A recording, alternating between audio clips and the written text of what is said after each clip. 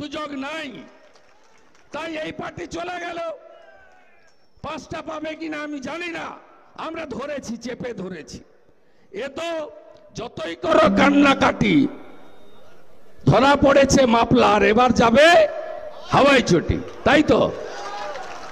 যতই করো কান্নাকাটি, ধরা পড়েছে মাফলার, এবার যাবে, তা হাওয়াই চটির পালা এসে গেছে।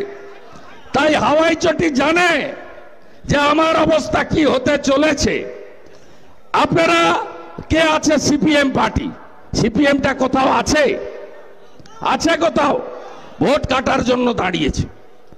ভোট কেটে যাতে তৃণমূলকে জেতানো যায়, এই করে 21 সালে 55টা কেন্দ্রে সংখ্যালঘুদের ভোট কাটতে পারেনি। আমাদের ভোটগুলো কেটেছে চন্দননগরে, চুচুড়াতে, আদি সপ্তগ্রামে, বলাগড়ে, ধনেখালি, পান্ডুয়াতে আমাদের ভোটগুলো কেটে এরা তৃণমূল চোর তৃণমূলকে রাখার ব্যবস্থা করে। এখানে বলে চোর ধরো, জেল ভরো। আর মীনাক্ষী শতরূপের জ্যাঠামশাই সীতারাম ইয়াচুরি পাটনা, মুম্বাই, বেঙ্গালুরু, দিল্লিতে এই চোর ভাইপোর সঙ্গে বসে কাটলেট খায়, ফিশ ফ্রাই খায়, কফি খায়, ইটিং মিটিং সেটিং করে। তাই আপনাদের কাছে আমার বিনীত আবেদন যে সিপিএম কে ভোট দিয়ে একটা ভোটও নষ্ট করবেন না।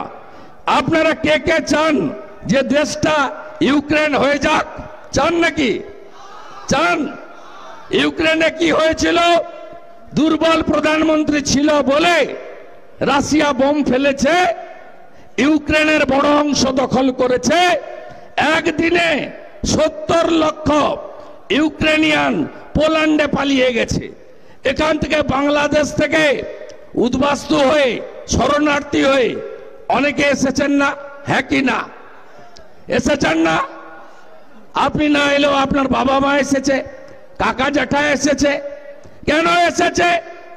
না আপনি সনাতন, ধর্মীয় কারণে আপনাকে তাড়িয়ে দেওয়া হয়েছে। আপনি কি চান আপনাদের আমাদের দেশ ইউক্রেন হোক? আমাদের দেশ আফগানিস্তান হয়ে যাক, তালিবানদের হাতে যাক? আপনি কি চান আমাদের দেশ গাজা ভূখণ্ড হয়ে যাক? সকালবেলা ভোর রাত্রে একটা পার্টিতে ঢুকে হামাসের জঙ্গিরা 1000 জনকে গুলি করে খুন করে দিয়েছে, ছবি দেখেননি? তাহলে দেশ শক্তিশালী নেতার হাতে যাতে থাকে, তার জন্য আমাদেরকে এই নির্বাচনে নরেন্দ্র মোদীজিকে নির্বাচিত করতে হবে। সবাই বলুন এইবার, এইবার, এইবার, এইবার, এইবার, এইবার, ফের একবার, এইবার, এইবার, এইবার, এইবার। আপনারা দেখেছেন নরেন্দ্র মোদীজি এই 5 বছরে বড় বড় কাজ তো ছেড়ে দেন, অনেক সময় লাগবে বলতে। তিনি যা কথা দিয়েছিলেন রেখেছেন, হ্যাঁ কি না বলুন? কেউ জীবদ্দশায় ভেবেছিলেন রাম মন্দির দেখে যাবেন? দেখেছিলেন? 500 বছরের লড়াই, 75 বার হামলা হয়েছে, 3 লক্ষ সনাতনীরা মন্দিরের জন্য শহীদ হয়েছে। বাবর যেদিন হামলা করে একদিনে 70,000 ধর্মপ্রাণ সনাতনী শহীদ হয়েছে, খুন হয়েছে। আপনারা জানেন এরা কি বলতো? তৃণমূল আর সিপিএম, মন্দির এই বানাएंगे, তিথি নেই বাতাएंगे। মোদীজি করে দেখিয়েছেন তো, করে দেখিয়েছেন। ট্রিপল তালাক বন্ধ হয়েছে। এটা জিরাটের জায়গা। ডক্টর শ্যামা প্রসাদ মুখার্জি, শ্যামা প্রসাদ জি কি বলতেন? এক দেশ, এক প্রধান, এক নিশান, এক বিধান বলতেন, হ্যাঁ কি না? 370 35-এর কে বাতিল করেছে? নরেন্দ্র মোদী করেছে। এই শক্তিশালী প্রধানমন্ত্রীকে আবার আনতে হবে। সিএ কারো নাগরিকত্ব কার্ডার আইন নয়, ভুল বুঝাচ্ছে যারা, বলে দেবেন। 3 কোটি বাঙালি হিন্দু ধর্মীয় কারণে বাংলাদেশ থেকে এক কাপড়ে চলে এসেছেন, যার মধ্যে আমার মাও ছিলেন। বরিশাল থেকে তিনি তার পিতৃদেবের হাত ধরে 62 সালে সব ফেলে দিয়ে উনার পিতৃদেব মাখনলাল ভট্টাচার্য স্বর্গত শিক্ষক ছিলেন। 10 বিঘা জমি ছিল, শিবালয় মন্দির ছিল, বর্ধিষ্ণু পরিবার সব ফেলে দিয়ে এক কাপড়ে শুধু হিন্দু হওয়ার কারণে পশ্চিমবঙ্গে পালিয়ে আসতে হয়েছিলেন। শিক্ষক এই চন্দননগরের জুট মিলে ম্যানেজারের কাজ করে তার কন্যা পুত্রদেরকে মানুষ করেছিল। এই অনুভূতি আমার আছে। তাই নরেন্দ্র মোদী এই শরণার্থীদের যাতে কেউ উদ্বাস্তু না বলতে পারে, সহনাগরিক বলতে পারে, তার জন্য সিএএ করে দিয়েছেন। কিচ্ছু করতে হবে না। এই যে ফর্ম, এই ফর্ম অ্যানেক্সার 3 শিডিউল 1C, কিচ্ছু লাগবে না, কোনো কাগজ লাগবে না। আপনারা এটাতে ফিল আপ করবেন। আমি মমতা ব্যানার্জিকে চ্যালেঞ্জ করছি যে আপনি সংখ্যালঘুদেরকে, মুসলিমদের ভয় দেখাচ্ছেন। একজনেরও যদি নাগরিকত্ব যায়, আমি আপনাকে হারিয়েছি না নন্দীগ্রামে 1956 ভোটে, আপনি আমার কাছে হেরেছেন। আপনাকে আমি বলছি, একজনের যদি নাগরিকত্ব যায় আমি রেজিগনেশন দেব, আর না গেলে আপনি দেবেন তো? বুকের পাটা আছে তো? জোর আছে কোমরে? বলতে পারবেন? পারবেন না আপনি। আর আপনি বলছেন অ্যাপ্লাই করলে ডি হয়ে যাবে, সেটাও চ্যালেঞ্জ দিয়ে গেলাম। কোনো কাগজ লাগবে না, একটা কলম পড়ে যাচ্ছি। Annexure 3 schedule 1C, certificate from a locally রেপুটেড community institution, সামাজিক সংস্থা। বুঝলেন তো? মন্দির আছে তো গ্রামে? আছে তো? পুরোহিতের একটি সার্টিফিকেট দিলেই আর কিচ্ছু লাগবে না, আমরা সব করে দেব। কিচ্ছু লাগবে না, আপনাকে প্রমাণ করতে হবে না আপনি বাংলাদেশী, আপনাকে প্রমাণ করতে হবে না। আর এটাও আপনাকে বলে দিলাম, কমপ্লিটলি অপশনাল।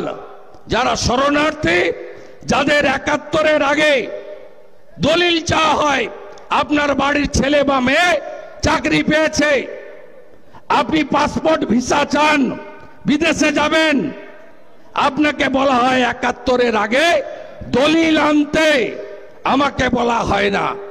এই অপমানের হাত থেকে বাঁচানোর লড়াই পি.আর. ঠাকুরের নেতৃত্বে 1945 সাল থেকে যে লড়াই হরিচাঁদ ঠাকুর, গুরুচাঁদ ঠাকুরের আদর্শ নিয়ে, বিশেষ করে মতুয়া নমশূদ্র সমাজ, রাজবংশী সমাজ, পরবর্তীকালে বাঙালি হিন্দুরা করেছিলেন, তার কার্যকর করার মধ্যে দিয়ে নরেন্দ্র মোদীজি আমাদের স্বপ্ন পূরণ করেছেন।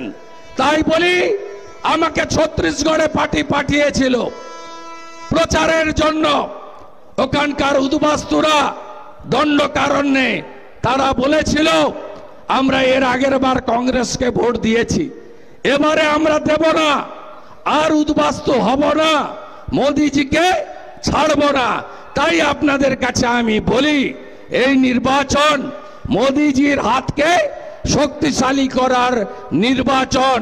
সবাইকে ভাবতে হবে যে ছেড়ে দিলে সোনার গৌর আর যে ফিরে পাবো না, হৃদ মাজারে রাখিব, তোমায় ছেড়ে দেব না। আর শরণার্থী হব না, মোদিজিকে ছাড়ব না। এই ভোট দেশের ভোট, দেশকে শক্তিশালী রাখার ভোট। অন্যদিকে নরেন্দ্র মোদিজি 175টা স্কিম করেছেন জনগণের জন্য। তার নীতি বহুজন সুখায় বহুজন হিতায়। তিনি পরিবারবাদ, তোষণের রাজনীতি এবং ভ্রষ্টাচার দুর্নীতিকে খতম করতে চান। তাই তিনি বলেন, সবকা সাথ, সবকা বিকাশ, সবকা বিশ্বাস, সবকা প্রয়াস।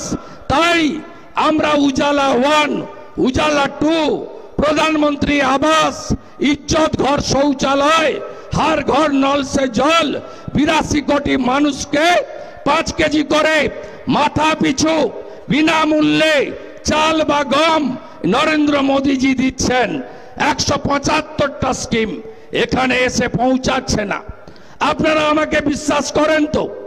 আমি সিপিএম এর সূর্য যখন মধ্য গগনে লক্ষণ সেটকে হারিয়েছি 1,73,000 ভোটে, মমতা ব্যানার্জির পার্টি যখন 211টায় জিতছে, আমি তখন কোম্পানির মালিককে 65,000 মুসলিম ভোট তারা আমার বিরুদ্ধে দিয়েছে মমতা ব্যানার্জিকে, তারপরেও আমি প্রায় 2000 ভোটে হারিয়ে তাকে কম্পার্টমেন্টাল চিফ মিনিস্টার করেছি।